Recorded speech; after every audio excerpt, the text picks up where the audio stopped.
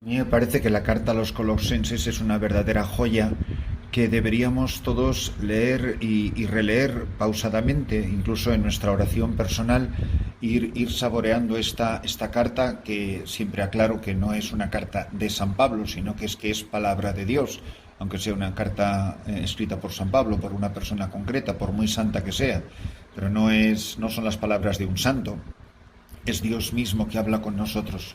Y en esta lectura continua, en este capítulo 2, versículo 6, tomo el último párrafo como arranque de esta homilía, donde nos habla de la raíz, del corazón, del fundamento de la vida cristiana, que por supuesto es el bautismo.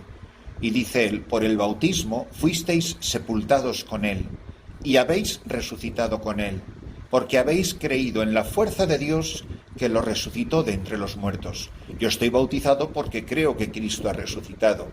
El bautismo me hace participar de la Pascua del Señor, que es su pasión y muerte, pero sobre todo su resurrección. Estabais muertos por vuestros pecados, porque no estabais circuncidados. Pero Dios os dio vida en él, perdonándoos todos los pecados. El bautismo lo borra todo, lo perdona todo, porque muero al hombre viejo y nazco a la vida nueva en Cristo. He nacido de nuevo, soy un hombre nuevo. Ya no soy esa persona de antes. Borró el protocolo que nos condenaba con sus cláusulas y era contrario a nosotros. Lo quitó de en medio, clavándolo en la cruz. Cristo en la cruz ha subido al madero cargado con mis pecados, para que yo, por el bautismo, pueda recibir la nueva vida que Él recibe en la resurrección.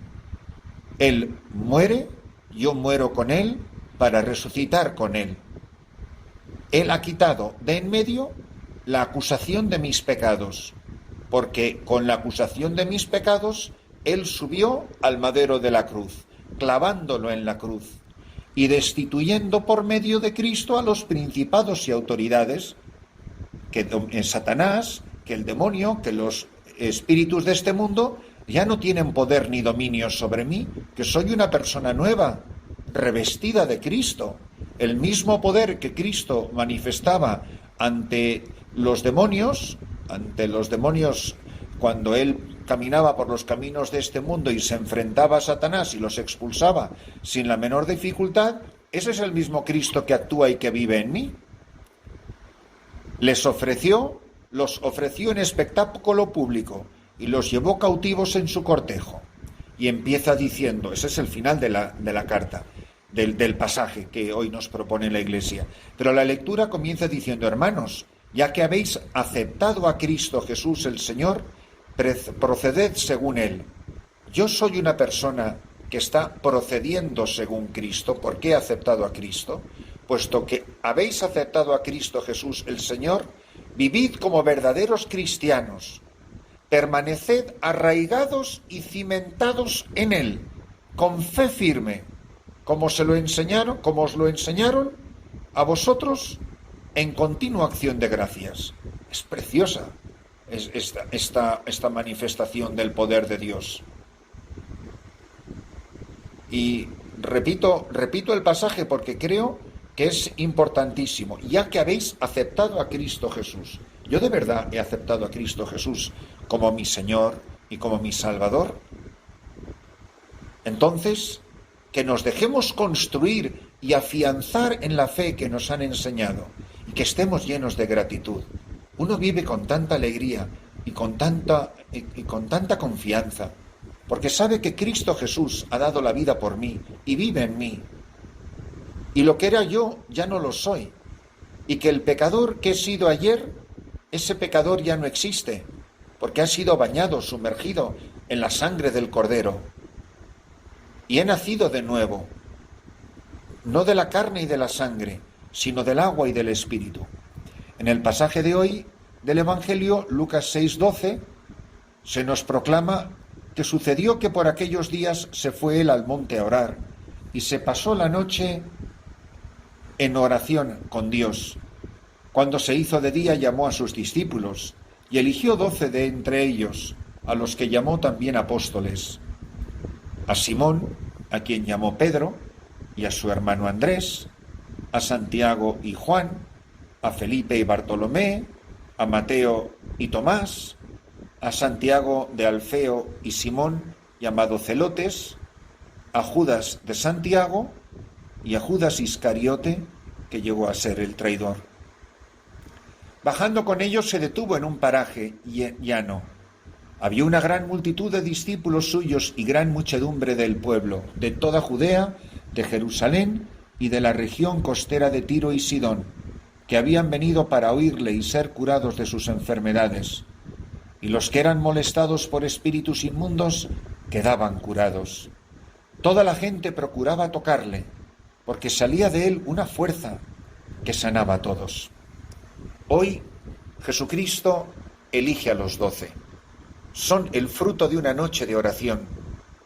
Los ha elegido el Padre para su Hijo, y Jesucristo, que los conoce, los llama por su nombre. No es un cuento de hadas, no es una historia que empieza érase una vez. Es la verdad viva del Evangelio. Es Cristo que actúa en la vida de estos hombres y los llama por su nombre y les cambia la vida para siempre. Eran pescadores, la mayoría serán pescadores de hombres. E inmediatamente el encuentro con las gentes. La vida cristiana pasa por el encuentro con el otro, por el encuentro con el hermano, sobre todo con el hermano pobre, necesitado, por el que sufre, por el desvalido. La palabra de Dios nos recuerda que Jesucristo ha elegido a estos hombres para que actúen en su nombre, in persona Christi. Les da poder sobre espíritus inmundos, les da poder para perdonar los pecados, para predicar el Evangelio, para anunciar el reino. Serán sus heraldos, sus portavoces. De hecho, la palabra apóstol, apóstolos en griego, significa testigo. Para elegir al sucesor o al reemplazo de Judas Iscariote, el que fue el traidor, según lo define aquí el Evangelio de San Lucas, el apodo que le da, la persona que eligen es alguien que ha sido testigo de los padecimientos y sobre todo de la resurrección de Cristo. Si no eres testigo, no puedes ser apóstol. Si no eres testigo, es que no eres cristiano. Entonces Jesús les lanza a la palestra. Hay una gran multitud de discípulos y una muchedumbre del pueblo que ha venido de todos los rincones, con una doble finalidad, para oírle y para ser curados de sus enfermedades. También para ser liberados de los espíritus inmundos y quedar curados. Y esto es precioso. Toda la gente procuraba tocarle, porque salía de él una fuerza que sanaba a todos. Que esta palabra viva del Evangelio nos ayude a entender lo que significa este misterio. Significa que Cristo el Señor está aquí en medio de nosotros y actúa en medio de su pueblo, que pasa haciendo el bien con sus palabras y con sus obras. Mirad, porque esto es el paradigma, este es el programa de vida de la Iglesia. Actuar en nombre de Cristo, en la persona de Cristo, en la libertad del Espíritu, para que todos nosotros podamos abrir el corazón al Evangelio, quedar sanados de nuestras enfermedades y ser liberados del poder de Satanás. Esta es la misión de la Iglesia. Esta es la misión de la Iglesia en misiones. Dar testimonio de Jesucristo. Anunciar la fuerza del Evangelio. No escatimar esfuerzos. Ser generosos con la palabra que se proclama. Y para nosotros, esta palabra viva, es el mismo Jesucristo, que elige a los 12 de entre los discípulos y los que le acompañan y que los sigue escogiendo y eligiendo hoy. La Iglesia también hoy tiene esta misma misión. ¿Es esta la impresión que damos ante el mundo? La gente, cuando tú le preguntas a uno que no tiene ni idea, una buena persona que no tiene ni idea de nada, oye, ¿a ti para qué te parece que sirve la Iglesia? La gente tiene claro. Otra cosa es que esté de acuerdo o en desacuerdo, pero la gente tiene claro. Habrá gente que le gusta el fútbol o no le gusta el fútbol, pero todo el mundo sabe lo que hace un futbolista. Habrá gente que le guste la iglesia o no le guste la iglesia, pero lo que no puede es no tener claro qué es lo que hace la iglesia. Y lo que hace la iglesia es predicar la palabra, curar a los enfermos, liberar de los demonios.